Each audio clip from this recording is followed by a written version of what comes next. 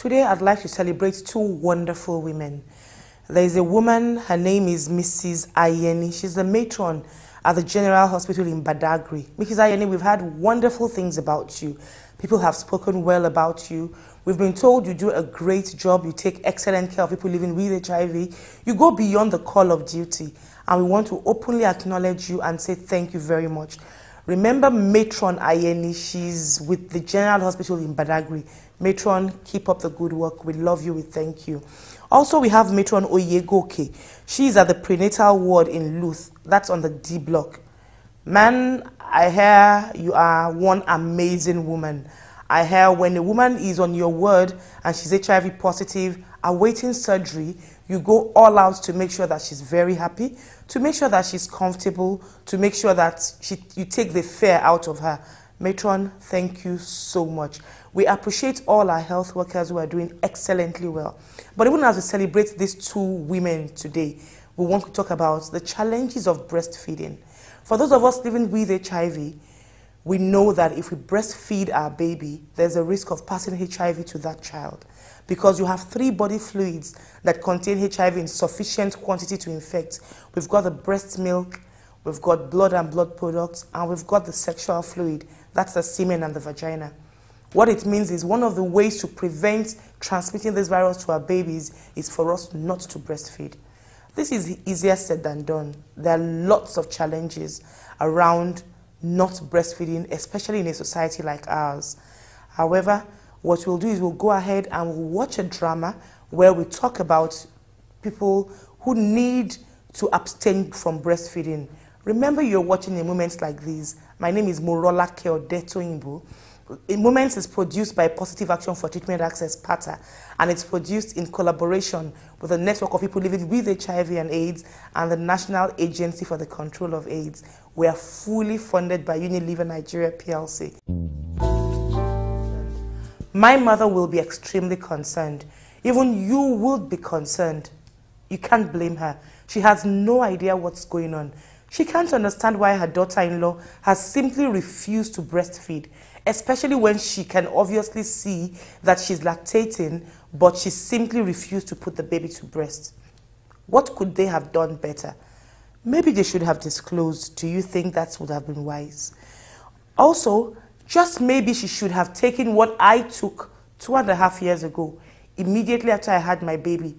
The doctors gave me a pill to take, and then I had to wear firm bra so that my breast milk dried up and I stopped lactating. If she had done that, you wouldn't have had her dripping with breast milk all over the place. And then the story of her not having breast milk would have been plausible. I think that's something we need to note. Another thing also, it's about this issue of disclosure. There's so much stigma. We need our men, we need our partners to stand with us, and let's agree on what will happen if we decide not to breastfeed. How will we go about this? It's not a blind choice to make. It's something that must be thoroughly thought out. Meanwhile, let's go see the doctors. Let's ask them exactly what is the best feeding option for a woman living with HIV. How should she feed her child? Let's go there. In a setting where everything is okay, everything is in place, we should avoid breastfeeding. Like in developing countries, they will tell you clearly, HIV positive women should not breastfeed. But in Nigeria, because of our scenery, because of our poverty, because of lack of clean water, because of even poverty, we modify that a bit. For women who infant formula is acceptable, is affordable, and is safe, they should avoid breastfeeding. But for women who cannot afford, these are not accessible, and they cannot, because of the issue of stigma and discrimination, they won't be able to tell their mother-in-law, doctor said I should not breastfeed because of HIV. They won't be able to say that. It becomes difficult for you to tell them not to breastfeed. But what they should avoid is mixed feeding. That means breastfeeding as well as giving infant formula. You have to be clear. If they can afford to provide infant formula, if they've gone beyond issue of stigma and discrimination, if they have safe and clean water, they should avoid breastfeeding. Otherwise, where they have this are not affordable, we cannot afford it, it's not acceptable by them, because of the issue of stigma, they can't solve that. They should avoid infant formula, but they should do exclusive breastfeeding. There is medical evidence that HIV infection can be transmitted from mothers to their babies through breast milk.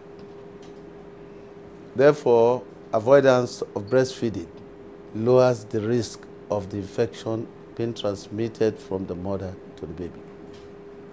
However, we weigh whatever we do, particularly in our environment where we have a breastfeeding culture, with other issues, which include the child's survival and so forth. Therefore, in that context, the breastfeeding options we will offer in sub-Saharan Africa, and indeed in a low-resource setting like Nigeria, will include exclusive breastfeeding and replacement feeding. Now we have been told that the best option, the 100% guarantee you have not to infect your child if you're a woman living with HIV, is not to breastfeed. Simply said, if you do not breastfeed, your baby cannot get infected through breastfeeding. Garbage in, garbage out. However, remember that not everybody can take this option. There are some people who cannot breastfeed for different reasons. Maybe she can't even afford to buy the baby milk. How is she going to afford to spend so much money feeding this child? That's a challenge. Then what if she hasn't disclosed to anybody? What if, like Kelechi, she's having problems telling those around her, and there's so much stigma that she's afraid people will know her HIV status if she breastfeeds? Another problem we have is when you haven't even disclosed to your partner. And today we have a lot of women who are in clinics who have tested HIV positive, but they haven't had the courage to tell their husbands that they're infected. How then do you expect this man to understand why you are not breastfeeding? We've been told also that we have there is a chance of this child having diarrhea if you do not have clean drinking water, which means that child will probably die of diarrhea before even the HIV. These are different things we need to consider. But remember that if you can afford to buy baby milk, if you live in a place where you have access to safe drinking water, if you are comfortable and you have told your partner about your HIV status, the 100% guarantee you have not to infect your child through breastfeeding is do not breastfeed. I do not breastfeed. My baby is negative and my husband is negative. So I don't want my baby to contact the HIV through my breast milk. I didn't breastfeed because of my HIV status, and as much as I want to have an HIV negative baby, I decided not to breastfeed him so as not to infect him with the virus. Interestingly, we have a very topical text message. It came in during the week, but because we're talking about breastfeeding now and the challenges, I'm going to go to this and read it to you.